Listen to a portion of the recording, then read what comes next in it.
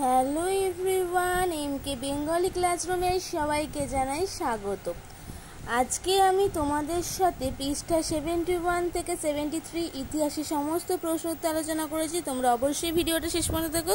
তো চলো ভিডিওটা শুরু করা যাক। আর তোমরা যদি আমার চ্যানেল নতুন হয়ে থাকো তো অবশ্যই সাবস্ক্রাইব করে পাশে থাকা বেল আইকনটি প্রেস করে দিও। গৌতম বুদ্ধের বাল্যকাল নাম কি ছিল? সিদ্ধার্থ।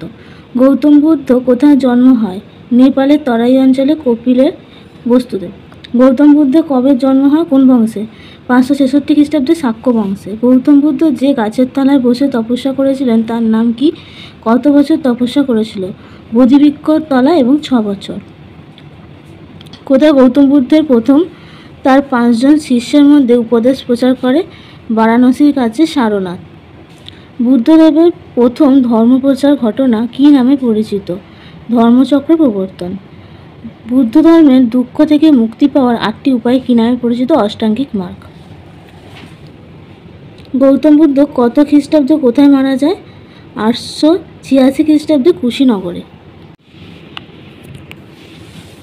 প্রথম বৌদ্ধ সঙ্গীত কোথায় কোন সম্রাটের আমলে অনুষ্ঠিত হয়? রাজগৃহে অজাতশত্রু। কোন ধর্মসঙ্গীতে বৌদ্ধরা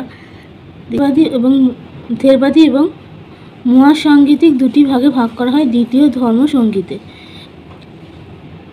সম্রাট অশোকের আমলে কোন বৌদ্ধ সঙ্গীত অনুষ্ঠিত হয়? তৃতীয় বৌদ্ধ সঙ্গীত।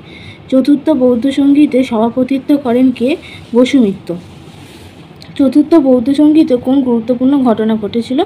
বৌদ্ধ ধর্ম হিনযান ও মহাযান দুই ভাগে ভাগ হয়ে যায়। বৌদ্ধ ধর্মের প্রধান গ্রন্থের নাম কি? ত্রিপিটক। ত্রিপিটক এর প্রধান 3টি ভাগ কি কি? সূত্র পিটক, বিনয় পিটক ও অভিধম্ম পিটক। কুষাণ সম্রাট কনিষ্ক কোন ধর্মমতের সমর্থন ছিলেন? মহাযান বৌদ্ধ মত। বোধিবৃক্ষটি ড্যাশ গাছ? পিপুল গাছ। আর্যসত্য ড্যাশ ধর্মের অংশ? বৌদ্ধ ধর্মের অংশ। মার্গ হলো পথ। পিটক শব্দের অর্থ ঝুড়ি। সিদ্ধার্থ সংসার ত্যাগ করেন কত বছর বয়সে? 29 বছর বয়সে। সূত্রপিটক ও বিনয় পিটক সংকলন করা হয় প্রথম বৌদ্ধ সঙ্গীতে। দ্বিতীয় বৌদ্ধ সঙ্গীত অনুষ্ঠিত হয় কার আমলে? অশোকের আমলে। গৌতম বুদ্ধ মারা যায় খ্রিস্টপূর্ব 486 অব্দে। ধর্মচক্র প্রবর্তন বলতে কী বোঝায়? প্রশ্নটা কিন্তু খুব ইম্পর্টেন্ট, তোমরা ভালো করে করবে। গৌতম গয়ার কাছে একটি গাছের নিচে বোধি জ্ঞান লাভ করেন। এখান থেকে তিনি বারাণসীর কাছে সারনাথে যান।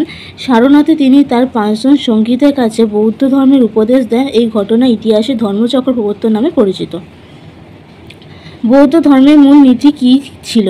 বৌদ্ধ ধর্মের মূল নীতি হলো আর্যসত্য, অষ্টাঙ্গিক মার্গ আর মধ্যপন্থা, নির্বাণ এবং পঞ্চশীল। আর্যসত্য কি? আর্যসত্য হলো জীবের মূল 4টি সত্য। জীবের মূল 4টি সত্য হলো দুঃখ, দুঃখের কারণ এবং দুঃখের নিবৃত্তির পথ। অষ্টাঙ্গিক মার্গ দুঃখ নিবৃত্তির জন্য বুদ্ধি নির্দেশিত 4টি পথ। মধ্যপন্থা। মধ্যপন্থা হলো বৌদ্ধ ধর্মের চরম ভোগ ও চরম ত্যাগের মধ্যবর্তী পথ। নির্মাণ। নির্মাণ হলো মুক্তি। পঞ্চশীল। পঞ্চশীল হলো সুখ শান্তিতে বসবাসের জন্য 5টি নীতি। আর্যসত্য বা চতুর্সত্য কি? অথবা 4টি আর্যসত্য কি কি? বোধি ব্র্যাকেটে জ্ঞান লাভ করার পর বুদ্ধদেব মানুষের মুক্তির উপায় হিসেবে যে 4টি সত্য পালনের উপদেশ দেন তা আর্যসত্য বা চতুরার্য সত্য নামে পরিচিত। আর্যসত্য হলো মানুষের জীবনে দুঃখ আছে, দুঃখের কারণ আছে, দুঃখ দূর করা যায়, দুঃখ দূর করার জন্য সঠিক মার্গ বা পথ আছে। দুঃখ দূর করার জন্য একটি মার্গ হলো অষ্টাঙ্গিক মার্গ। অষ্টাঙ্গিক মার্গকে এই প্রশ্নটা খুব ইম্পর্টেন্ট, ভালো করে পড়বে। গৌতম বুদ্ধ বলেছেন মানুষের জীবনে দুঃখ থেকে মুক্তি পাওয়ার জন্য 8টি উপায় রয়েছে। এই 8টি উপায়কে একসঙ্গে বলা হয় অষ্টাঙ্গিক মার্গ। মার্গ মানে পথ।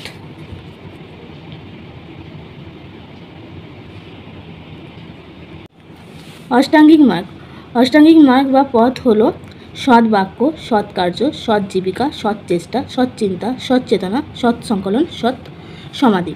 এই অষ্টাঙ্গিক মার্গ পালন করলে মানুষের দুঃখ কষ্টের হাত থেকে মুক্তি পাবে বলে বুদ্ধ মনে করত। এখানে হাফ প্রশ্ন তোমাদেরকে দিলাম, বাকি প্রশ্নগুলো নেক্সট কোনো একটা ভিডিওতে তোমাদের দিয়ে দেবো।